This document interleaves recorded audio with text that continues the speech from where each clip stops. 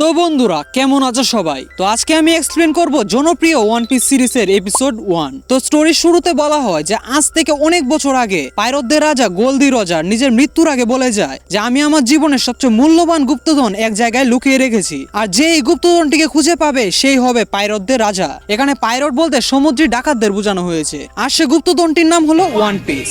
আর সেদিন থেকে সমুদ্রে ঢেউয়ের চেয়ে বেশি পাইরতদের সংখ্যা বেড়ে যায়। সবাই এই গুপ্তধনটিকে খুঁজতে সমুদ্র যাত্রায় বেরিয়ে পড়ে। আর বর্তমানে গল্পের শুরুতে আমরা একটি জাহাজকে দেখতে পাই, আর সে জাহাজের মধ্যে থাকা দুজন লোক সমুদ্রে ভাসতে থাকা একটি ব্যারেলকে দেখতে পায়, ও তারপর তারা সে ব্যারেলটিকে টেনে টেনে জাহাজে তোলে। তারপর তাদের মধ্যেই একজন লোক একটি শত্রুর জাহাজ দেখতে পায় আর জুড়ে চিৎকার করতে থাকে যে পাইরটরা আমাদের উপর আক্রমণ করেছে। তারপর এই পাইরেটদের জাহাজটি যাত্রাবাহী জাহাজে আক্রমণ করে আর সব যাত্রীরা ভয়ে দৌড় শুরু করে। তারপর এই পাইরেট জাহাজের ক্যাপ্টেন লেডি এলবিডো কবি নামের এই ছেলেটিকে জিজ্ঞাসা করে যে এই সমুদ্রের সবচেয়ে সুন্দরী মহিলা কে। তখন কবি ভয়ে ভয়ে বলে যে আপনি তো লেডি এলবিডো, আপনি ছাড়া আর কে হবে। তারপর সে পাইরেট জাহাজ থেকে একটি বিশাল কামানের গোলা এসে পড়ে এই যাত্রাবাহী জাহাজে, যার জন্য সেই জাহাজটি ভেঙে যেতে শুরু করে। তারপর সে দুজন সমুদ্র থেকে যে ব্যারেলটিকে তুলেছিল সেটি গড়িয়ে গড়িয়ে জাহাজের বেসমেন্টে যেতে থাকে। সব পাইরেটরাই দড়ির সাহায্যে যাত্রাবাহী জাহাজে চলে আসে এবং এই জাহাজে আক্রমণ শুরু করে। সব পাইরেটরা এই জাহাজে চলে আসলো কবি আসতে ভয় পাচ্ছিল, কেননা সে এত বড় লাভ দিতে পারছিল না। তখন লেডি এলবিডো পিছন থেকে কবিকে ধাক্কা দিয়ে এই জাহাজে ফেলে দেয়। তারপর সব পাইরেটরাই যাত্রীদেরকে এক জায়গায় নিয়ে আসে ও বলে যে আমরা তোমাদের মারতে চাই না, কিন্তু যদি তোমরা কোনো চালাকি করো তাহলে কিন্তু ভালো হবে না। তোমাদের কাছে যত মূল্যবান জিনিস রয়েছে আমাদেরকে দিয়ে দাও, আর যদি কোনো চালাকি করো তাহলে তোমাদের সমুদ্রে ফেলে দিতে একবারও ভাববো না। এসব কিছুই কমলা চুলওয়ালা মেয়েটি দূর থেকে শুনছিল। সে তার কাপড় চেঞ্জ করে দড়িতে ঝুলে পাইরটদের জাহাজে চলে যায়। তখন সে জাহাজের একটি পাইরট তাকে দেখে নেয়। তখন সেই মেয়েটি পাইরটটিকে ভুল জায়গায় লাথি মেরে অজ্ঞান করে দেয়। তারপর আমরা কবিকে দেখতে পাই, সে ভয়ে ভয়ে একটি রুমের ভিতরে এসে সে ব্যারেলটিকে দেখতে পায় ও সে ব্যারেলটিকে ঠেলে ঠেলে লেডি এলবিডোর কাছে নিচ্ছিল। তখন সেখানে তিনজন পাইরট চলে আসে এবং তারা কবিকে জিজ্ঞাসা করে যে তুমি সে ভীতু ছেলেটা না, আর তুমি এই ব্যারেলটিকে কোথায় নিয়ে যাচ্ছ।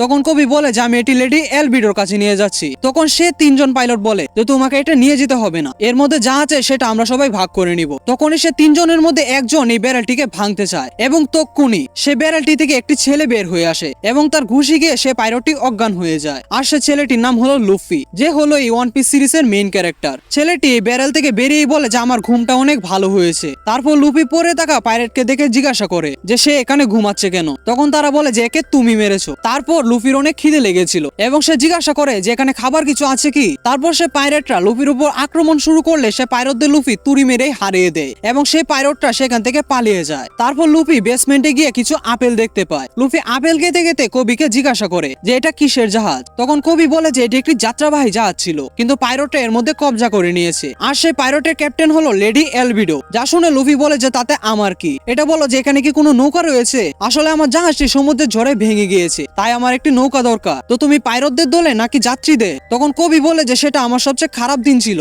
যখন আমি মাছ ধরার জন্য একটি নৌকায় উঠে যাই ও তারপর জানতে পারি যে নৌকাটা পাইরটদের। তারপর থেকে আমি নিজের প্রাণ বাঁচানোর জন্য তাদের সাথে কাজ করছি। এটা শুনে লুফি বলে যে তুমি এক নম্বরের ভীতু, এসব ছেড়ে চলে যাও না কেন। তখন কবি বলে যে এটা আমি স্বপ্নেও ভাবতে পারি না, তুমি জানো না যে লেডি এলবিডো কতটা ভয়ঙ্কর। তারপর কবি বলে যে ছাড়ো এসব কথা, এটা বলো যে তোমার জীবনের লক্ষ্য কি। তখন লুফি বলে যে আমি সকল পাইরটদের রাজা হতে চাই। এটা শুনে কবি শক হয়ে যায় এবং বলে যে তুমি কি পাগল, এটা করতে হলে তো তোমাকে ওয়ান পিস খুঁজে পেতে হবে, যা করা মোটেও সহজ নয়। আর তখনই সেখানে লেডি এলবিডো চলে আসে এবং কবিকে জিজ্ঞাসা করে এই কবি এই সারা সমুদ্রে সবচেয়ে সুন্দরী কে। তখন কবি ভয়ে ভয়ে বলে যে আপনি তো লেডি এলবিডো, আপনি ছাড়া আর কে হবে। তারপর লুফি বলে তুমি কি এই ক্যাপ্টেনের কথাই বলছিলে, একে দেখতে তো কত মোটা এবং কুৎসিত। এটা শুনে সেখানে থাকা সকলেই ভয় পেয়ে যায়। তারা ভাবতে থাকে যে এখন এই ছেলেটির কি হবে, কেননা আজ পর্যন্ত লেডি এলবিডোর এত বড় অপমান করার কেউ সাহস পায়নি। লুফি তখন কবিকে নিয়ে লাফ দিয়ে উপরে চলে যায়। উপরে অনেকগুলো পাইরেট দাঁড়িয়ে ছিল, তারা সকলে লুফির উপর আক্রমণ করলে লুফি তার হাত দিয়ে একটি কুটিতে ধরে তারপর রাবারের মতো লম্বা হয়ে হঠাৎ এসে এক সেকেন্ডে সকল পাইরেটদের হারিয়ে দেয়। এটা দেখে কবি শক হয়ে জিজ্ঞাসা করে তুমি কি মানুষ।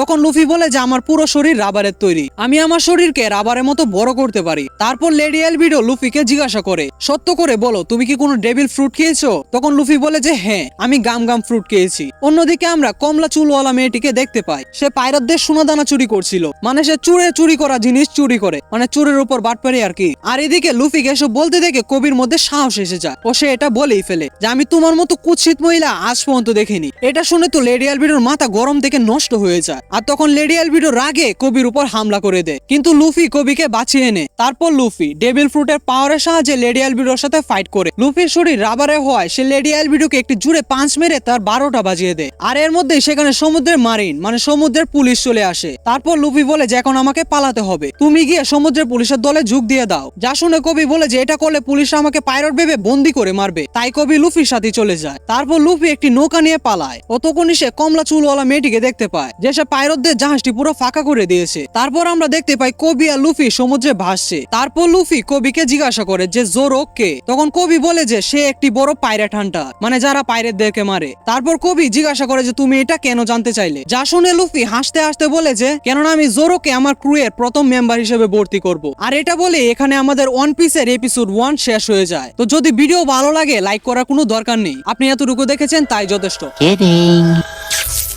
বাই।